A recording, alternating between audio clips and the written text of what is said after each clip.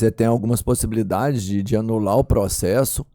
Enfim, qualquer um pode fazer essa anulação, porque o júri sendo contaminado, se alguém no final não conseguir, esse processo vai ser nulo e depois vai acontecer novamente.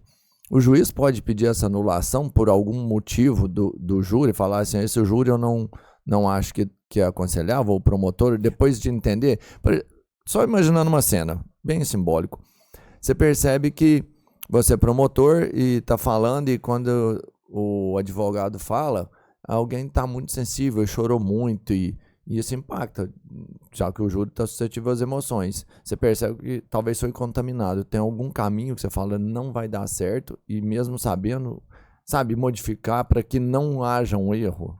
Olha, duas causas grandes de anulação de julgamento pelo júri é a quebra da incomunicabilidade dos jurados. O que significa isso? São 25 jurados, o sorteio geral, são escolhidos 7. Esses 7 vão julgar a causa. Só que eles não podem conversar entre si a respeito do mérito do processo. Eles têm que ficar incomunicáveis a respeito do mérito. Cada um vai decidir de acordo com a sua própria consciência. Eles não vão dividir impressões, opiniões, eles não vão compartilhar aquela decisão. Cada um vai decidir sozinho. O voto é secreto, como o nosso voto na urna. O voto lá, inclusive tem uma urna também. O voto nosso lá no plenário do júri, o voto é secreto. Se um jurado conversar com outro a respeito daquele processo, eu vou condenar, eu vou absolver, o júri vai ser anulado. Essa é uma causa que pode acontecer. Nem na sala de reunião lá. Nem na sala. Não, até votar não. Votou, condenou, absolveu, pode conversar. Beleza. Pode, mas até lá não pode. E na sala onde estão todos juntos tem uma pessoa que observando... Que é o oficial de justiça observando o tempo inteiro. Tanto que para isso não acontecer. Essa é uma causa que pode gerar nulidade. Mas a causa que mais gera nulidade são os chamados quesitos. Porque é um voto secreto. Tem cada jurado, são 7 lá, eles se reúnem na sala secreta e cada um deles recebe 2 cédulas. Uma com a palavra sim, outra com a palavra não. E eles vão votando perguntas. E de acordo com a resposta de cada pergunta que o jurado, na verdade o juiz lê para eles votam sim ou votam não. Colocam numa urna. O oficial de justiça vai lá e de acordo com cada resposta disso, pode ser a condenação ou pode ser a absolvição. É assim que funciona. Só que se esses quesitos, que são essas perguntas, forem redigidos de uma maneira imprópria pelo juiz, forem confusos, forem negativos, o jurado escuta aquilo, mas não entende se é para condenar, se é absolver, então ele acaba votando querendo condenar e absolve. Quer absolver errado. E condena. Isso é uma causa muito grande de nulidades. Por isso que nesse livro meu, eu escrevi mais de 350 páginas e são 100 modelos de quesitos. Para o juiz não errar quesito. Para não errar. Tá lá tudo redigido, quase todas as hipóteses possíveis e imagináveis de quesitação. Com todas as teses, está tudo lá escrito. Se o juiz seguir aquilo lá, a chance de nulidade vai ser muito pequena. Porque, olha, é uma pena, é um desperdiçar de tempo, de energia, de dinheiro público, anular um julgamento por erro de questionário. Erro de questionário, erro do juiz, o jurado não errou, coitado, está lá para...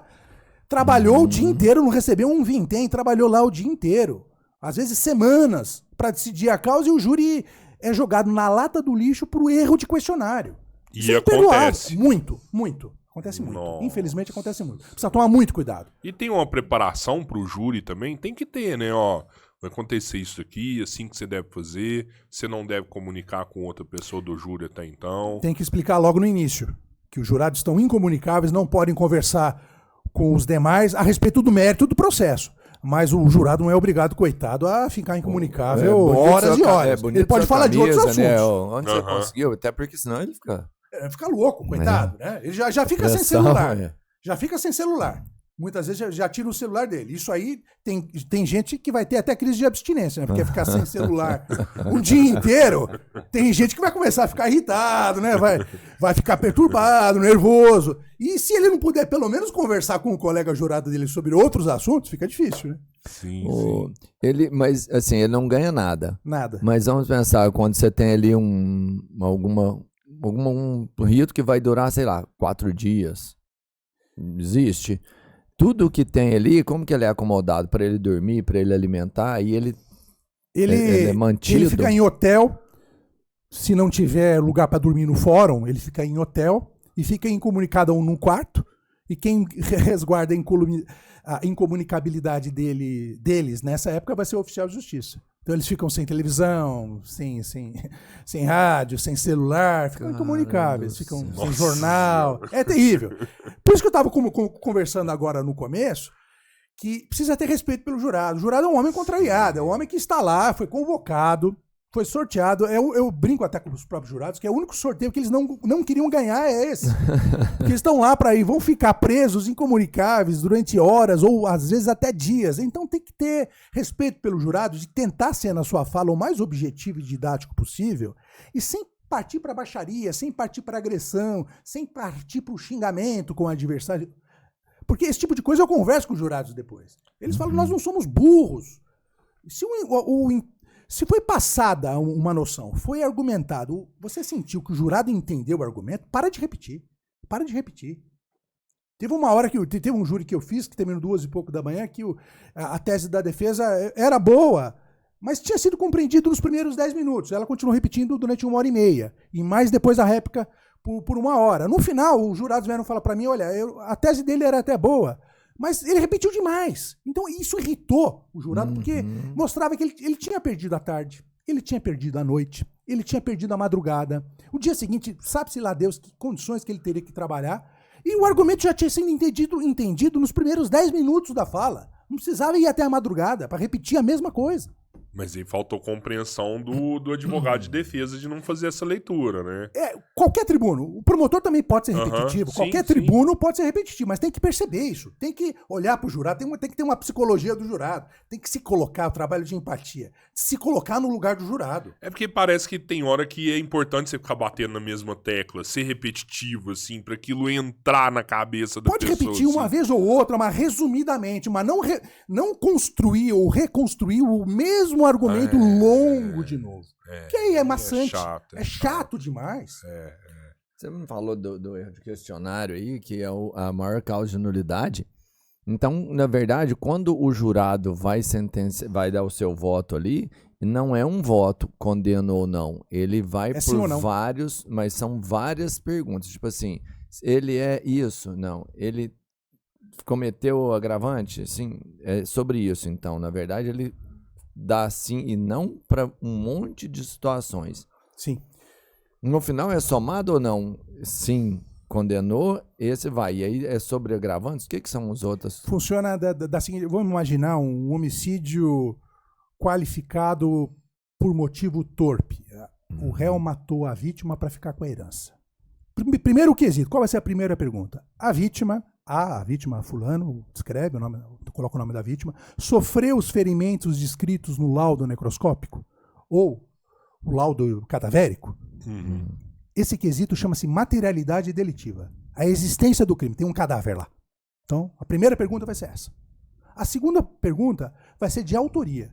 O réu A desferiu facadas contra a vítima, efetuou disparos de arma de fogo contra a vítima. É o quesito da autoria. Depois vai ter um quesito absolutório. O jurado absolve o acusado? Se votar sim, o réu está absolvido. Se votar não, o réu está condenado. Depois disso, vem as qualificadoras. Por exemplo, uma qualificadora de motivo torpe. O réu encomendou a morte da vítima para ficar com a herança. Aí aumenta a pena. Vai de 12 a 30 anos. Eu fiz um breve resumo, mas funciona dessa maneira. O questionário, se for bem redigido, o jurado vai entender. Ele vai saber o que está fazendo. Se ele quer condenar, se ele quer absolver. Ele vai saber. E é necessário que todas as qualificadoras estejam lá. Todas as qualificadoras estejam lá. Mas é o juiz que vai decidir quais são essas qualificadoras que ele vai colocar. Na verdade, naquela decisão que mandou o réu para ser levado a julgamento pelo júri, já se sabe quais são as qualificadoras. Tem que decidir naquele momento. Aquela vai ser a base da acusação. É motivo torpe, é motivo fútil, a vítima foi pega de surpresa enquanto dormia. Tudo isso foi decidido naquela fase em que o juiz mandou o processo para ser julgado pelo júri. E com base nisso que o juiz vai redigir aquelas perguntas, os quesitos. Com base naquilo. Nossa, até pegar de surpresa é uma qualificadora, assim, enquanto estava dormindo? Tem, sem dúvida, Eu já peguei casos, processos assim, porque é um recurso que dificultou, impossibilitou, na verdade, a defesa da vítima. A vítima foi morta enquanto dormia. Então, mas é difícil saber isso, né? Quem garante que ela estava dormindo quando foi morta? Pela cama, pela posição dela, pelo rastro de sangue, pela facada, pelo local da facada. O médico legista sem dúvida, e as circunstâncias conseguem olhar isso aí. E os peritos do local também.